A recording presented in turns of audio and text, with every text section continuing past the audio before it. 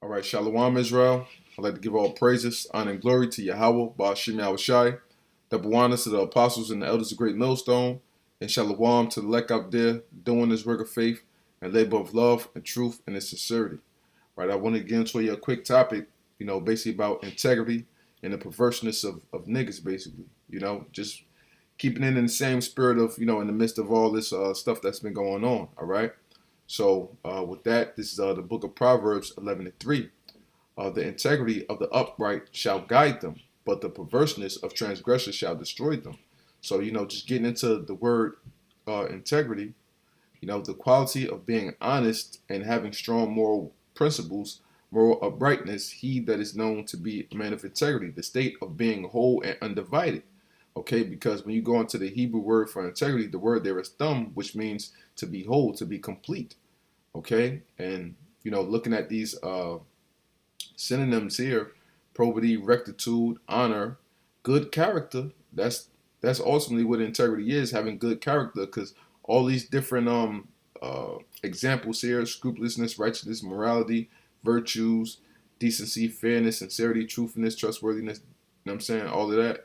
These are all characteristics overall of a person that has integrity and that has a good character about themselves, man. And sincerity. We always talk about sincerity. That's why, real quick here, this is Sirach chapter 5, verse 11. Be swift. Well, I'll start at verse 10. Matter of fact, even I'll start at verse 9. Winnow not with every wind, and go not into every way, for so doth the sinner that have a double tongue.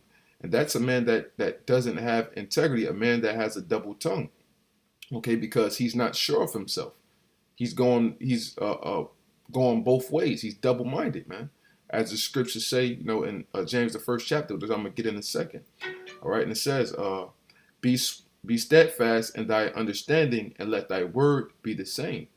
Okay, be swift to hear, and let thy life be sincere, meaning every aspect of your life be whole, be undivided, be truthful, be honest, be honest. Have those strong moral principles about you with every situation that's placed before you. Knowing how to go about things and seeing things for what it is and not for what you want to make things to be within your own mind. Being of a reprobate spirit. And with patience, give answer. Okay? So, going back, the integrity of the upright shall guide them, but the perverseness of transgressors shall destroy them. Okay, so ultimately, what if you're perverse?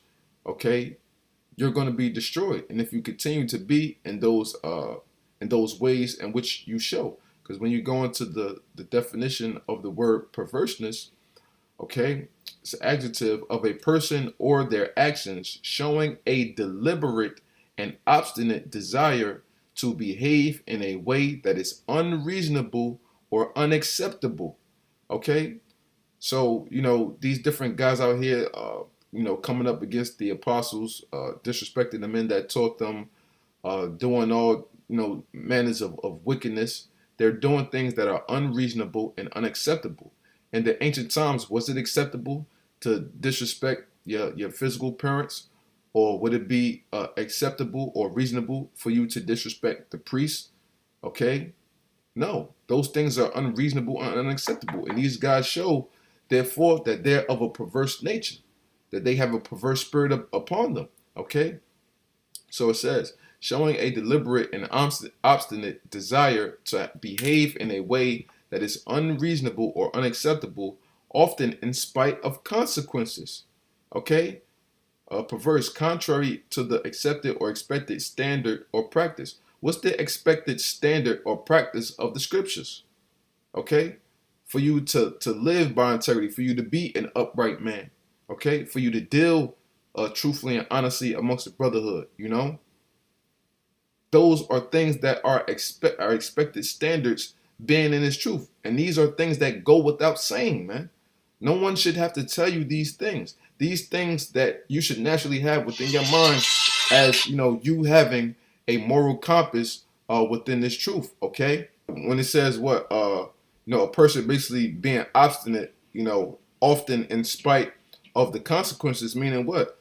these guys that are doing all these perverse things, they're showing that they're not thinking about the consequences.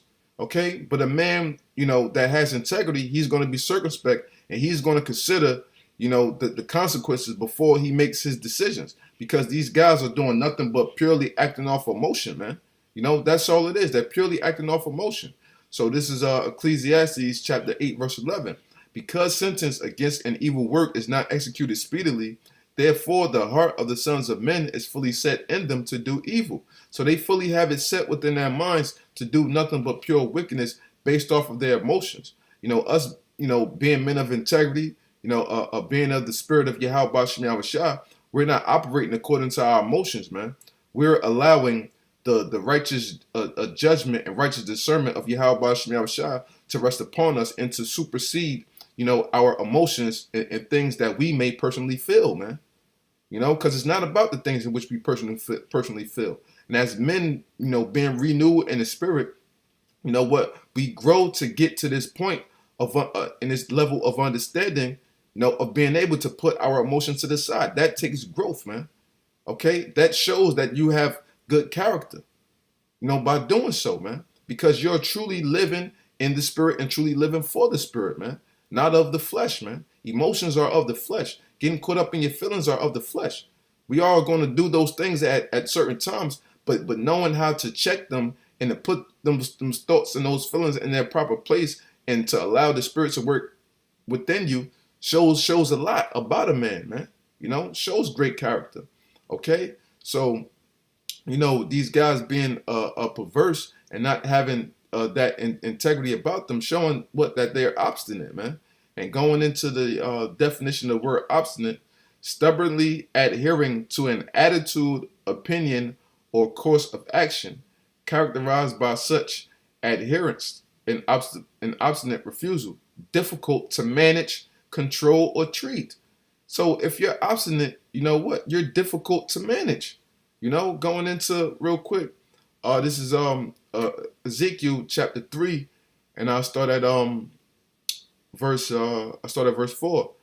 And he said unto me, Son of man, go get thee unto the house of Israel, and speak with my words unto them. For thou art not sent to a people of a strange speech and of a hard language, but to the house of Israel. Not too many people of a strange speech and of a hard language, whose words thou cannot understand. Surely had I sent them to thee, they would have hearkened unto thee. But the house of Israel will not hearken unto thee, for they will not hearken unto me, for all the house of Israel are impudent and hard-hearted, man. So what does that go into? That goes into the word obstinate, being difficult to manage, because they can't allow, this truth and the proper understanding to sink within their minds, man. Okay? They're not allowing that. They're not allowing the spirit of YAHAWASHI to sup with them. And furthermore, we know that we have those, 2/3 in general, which are not going to get it, because the Lord is blocking them from getting the proper understanding, to sit within their minds, man. That's why these guys are doing all the things in which they're doing, showing forth that they're obstinate, being difficult to manage, man. Always got something to say about every little thing, being offended at every little thing, And a matter of fact, Apostle Gabar just did the live stream on that earlier. Like, pretty much guys are being offended, man. Being offended about the word worship and different things of that nature. When the apostles and elders and brothers of Great Millstone clearly explain things thoroughly through the breaking down of the words, getting to the root meaning of the words, the etymology of the words, man. So real quick, I want to get into the book of Ezekiel 33. This is Ezekiel 33, and I'll start at verse 30. Also, thou son of man, the children of thy people still are talking against thee by the walls and in the doors of the houses, and speak to one another, everyone to his brother, saying, Come, I pray you, and hear what is the word that come from the Lord. And they came unto thee as the people cometh, and they sit before thee as my people, and they hear thy words, but they will not do them. For with their mouth they show much love, but their heart goeth after their covetousness. Okay? Because what? These guys are going after revenge, man. Okay? Now, if, brothers of Great Millstone was actually doing something wrong unto them, then what? You're supposed to allow the Lord, to pay brothers back, man. But they're going after their own covenants. What? Trying to seek revenge, man, when they truly haven't been wronged. But they feel wronged based off of their emotions, man. Their emotions. Okay? So with their mouth, they're showing much love, but they're actually going after their covetousness of revenge and going after things in their own mind frame of how they see what's right and what's wrong, but not truly allowing, the Spirit to sup with them, man. But the Lord did this for a reason, to make example out of these guys, man. So it's verse 32. And lo, thou art unto them as a very lovely song of one that hath a pleasant voice and can play well on an instrument. For they hear thy words, but will not do them, man. Going against all ordinances of the scriptures, living in an ungodly manner, man. The words are as a lovely song unto them, but they will not do them. Why? Because, you have these guys that are all about the knowledge, but can't see spiritually, to actually understand the song that's being played unto them. Okay? And that shows that, they definitely have the potential of being the 2/3 if they don't repent from their actions and their deeds, man, which it doesn't look like they're going to do, But what? The elect, they're going to hear the song. They're going to understand the song. They're going to be actually able to dance to the tune, to the rhythm that YAHAWASHI is playing for them, man. In perfect harmony and perfect rhythm, with the song of YAHAWASHI. But niggas just hear the song and it's just like, okay, well, that's it. They're just getting one aspect of the truth, but they're not getting the whole totality of this thing, man. They can't let the different instruments that are being played in a song to touch them in different manners to where they can actually groove in harmony with the song, man. Hey, man. So real quick, yeah, just to show, because I was just, looking up, different little things. So just wanted to get into a quick point of here. This is the Bible Way Online. It says men of integrity. Real men are godly men, which also means what? Real men are spiritual men and think and act upon, things of the Spirit in which the Spirit shows them, not upon their own mind frame, okay? And it says, I'll just read this point here. It says, integrity by its very nature implies consistency, okay? Consistency, man, not double-mindedness, all right? James 1, and I started verse 3. Knowing this, matter of fact, I start at verse 2. My brethren, count it all joy when ye fall into diverse temptations. Knowing this, that the trying of your faith worketh patience. And these guys coming up against us, this is working our faith by patience, man.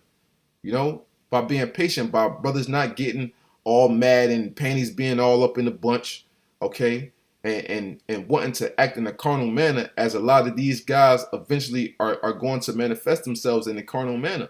Because when you allow anger to rule over your spirit, you're departing away from the Spirit of YAHAWASHI. And when you get to that point, eventually you're going to be liable to get carnal. Okay? So we're allowing, the trying of our faith to be worked by patience, man. But let patience have her perfect work, that ye may be perfect and entire, wanting nothing. If any of you lack wisdom, let him ask of Yahweh, that giveth to all men liberally, and upbraideth not, and it shall be given him. But let him ask in faith, nothing wavering. For he that wavereth is like a wave of the sea, driven with the wind and tossed. And that's what these guys are like. They're driven with the wind, being tossed. For let not that man think that he shall receive anything of the Lord. A double-minded man is unstable in all his ways. So, just look up the word unstable real quick. Prone to change, fail, or give away. Not stable. Meddle not with them that are given to change. Okay? And, Apostle Tahar just recently started constantly bringing out 1 John 2:19. They went out from us, showing that they were never of us, man. Roughly paraphrasing. Okay? So going back into this, it says integrity by its very nature implies consistency, man. A man of the Lord is going to be consistent. You're going to constantly be able to trust in this brother and know that this brother is going to do what needs to be done. You know, you knowing that a brother is going to walk in the spirit because you've seen his character and his manner of life within his truth as you have walked this journey by the side of this brother, or by seeing brothers put up different lessons, and you seeing the quality of their life and their consistency to this truth and their dedication to this truth. Okay, it means being sound, faithful, truthful through and through, top and bottom. Integrity in one's life means that truth characterizes their whole life. Okay, truth characterizes their whole life. Everything about you has to be true up and down, man, top and bottom. No ifs, ands, or buts about it. No in-betweens, no in the middle. All right? And this example is going to, this next point is going to show that, right? Because it says what? Do you remember your high math class? You learned that an integer was a whole number? Like 1 or 2 or 23, it's never a fraction. 1 5/8 is not an integer. So an integer is a whole number, never a fraction, meaning there's no in between. And with the Most High, you know, everything is either black or white. There's no shades of gray, man. You know, an integer is whole and complete, and it comes from the same root. Okay? If a man of integrity doesn't live a fractured life, it's not splintered by double-mindedness, man. Okay? And it said what? And it comes from the same root. So the word integer, okay, comes from the root of the word integrity, which in the Hebrew is thumb, which means whole or complete. Now this all makes sense because what? Integer is comes from math class, okay? And we know what the word truth is our mouth, you know. So dealing with math class and dealing with the word integrity, meaning to be whole, and being of the truth, we're going to be whole and complete. So it all makes perfect sense, man. You know, it all makes perfect sense. All right. So, you know, this last scripture I want to pull right here. This is Proverbs 10:9. He that walketh uprightly walketh surely, wholly, completely, with integrity, not double-mindedness. But he that perverteth his ways shall be known. Because while, as we're getting into, you know, a man that is perverse in his spirit, he's basically double-minded, okay, and he has those shades of gray with himself. So therefore, by you not being black or white, you know, and having those shades of gray, therefore your ways are being able to be searched out for the perverse nature that you truly have. That's why guys are getting caught out there, you know, with certain things, you know, because they're not dealing with things in black and white, and they have those shades of gray. And when you have those shades of gray, you leave yourselves open to be caught out there, man. Okay? In the manner of showing that I don't know if I can trust this guy.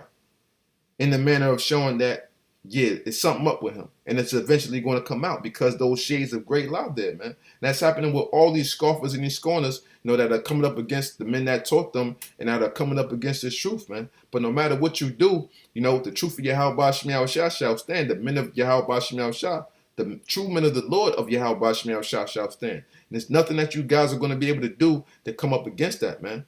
Okay? Because the Lord is with those that walketh in an upright manner, and not with the perverse nigga in the spirit that's double-minded, man. Okay? So, you know, with that, you know, I just want to get into that real quick. And, you know, I hope this lesson was edifying for brothers, and for brothers to use these times, you know, of these guys coming up against us. Use this as more fuel to the fire, and use this as to strengthen your spirit even more as you walk within your YAHAWASHI and your faith being built up and tested, man. You know, so with that, I'd like to give all praises, honor, and glory to YAHAWAH, YAHAWASHI. Double honor to the apostles and the elders of Great Millstone, and shalawam to the elect out there doing this work of faith, a labor of love and true sincerity. Shalawam.